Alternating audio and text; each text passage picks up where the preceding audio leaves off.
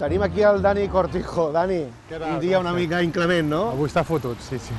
Hem vist en Clavé i ara veiem el fundador de Barcelona, Hèrcules. Una llegenda diu que és fundador de Barcelona. Una llegenda. És l'estàtua pública, diguéssim, més antiga de Barcelona, oi? Considera l'estàtua pública més antiga de Barcelona, sí. I quina història té? De quin any és? Doncs a veure, aquesta estàtua és del segle XIX, quan existia l'esplanada de Ciutadella. Allà hi van fer un passeig amb diferents éssers mitològics i un va ser Hèrcules. I aquesta estàtua, després, amb el pas del temps, en aquella esplanada de Ciutadella es va urbanitzar, es va fer el passeig de Sant Joan. És on està la Ciutadella, diguéssim, un camí a prop del mar. I aquest camí, diguéssim, es va perllongar, que era el que se li diu encara passeig de Sant Joan. Abans era només la part inferior i es va portar aquesta estàtua cap aquí, com moltes altres coses que s'han mogut de Barcelona. De fet, al Museu d'Història de Barcelona, la mateixa estàtua de Franco, aquella que va generar polèmica fa un temps, la tenen allà.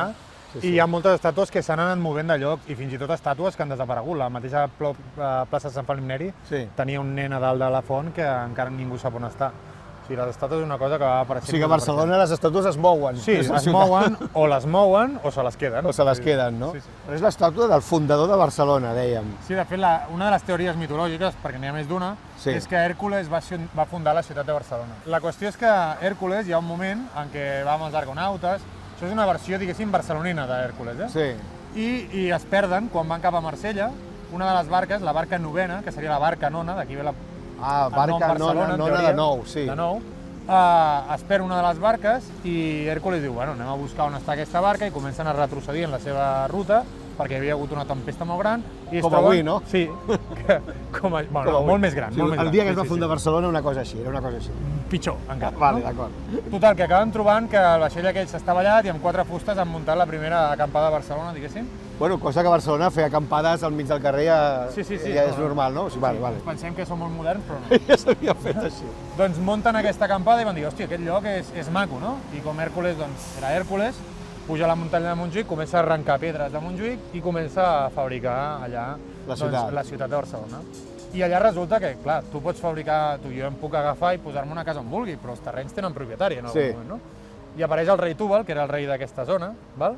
I diu, escolta, que el terreny és meu. Hòstia, em sap greu. Sí, era un ocupa, diguéssim, el primer habitant de Barcelona era un ocupa, que era Hèrcules. Sí, ocupa, però de zero, és com ocupar un solar i muntar-te un bloc de pis. Vale, anem bé, tot quadra, tot quadra.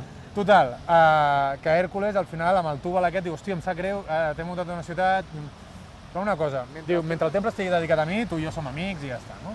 I res, venien aquí, de tant en tant feia uns vins i tal, i al final es va enamorar de la filla de Túbal, que es deia Pirene. Quan arriba aquí un dia resulta que la Pirene s'ha mort i ell li dona, diguéssim, una espècie de mal rotllo, li fa tanta pena i al final el que acaba fent és, diu, faré la tomba més gran del món i des de Montjuïc comença a arrencar pedres i a tirar-les fins al nord, diguéssim, i allà comença a construir una filera que allò acabarà sent el Pirineu. El Pirineu, en teoria, és la tomba de Pirene. Això ha fet fortuna? És la gent? Creus que jo crec que ara mateix no té ni idea de que aquí hi ha una estàtua d'Hèrcules. Com que els grecs sempre feien a la gent, diguéssim, en pilota picada, perquè, diguéssim, que ells feien un culte al cos, tenim tots els déus en pilotes. Aleshores, com pots saber qui és cadascú?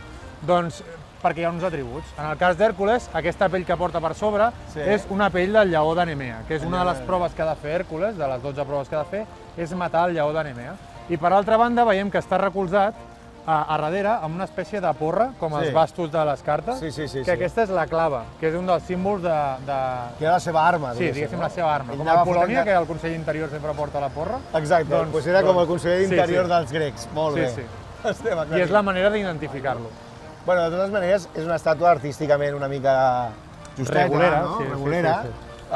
Però bueno, que la gent recordi que vegi que l'estàtua més antiga, l'estàtua pública més antiga de Barcelona i la del fundador mític de la ciutat, ocupa, enamorat, nàufrag. Escolta, Dani Cortijo, gràcies per vindre a explicar-nos els orígens mítics, però que quadren, tot quadra, orígens mítics de Barcelona i a descobrir-nos aquesta petita i antiga estàtua de Barcelona.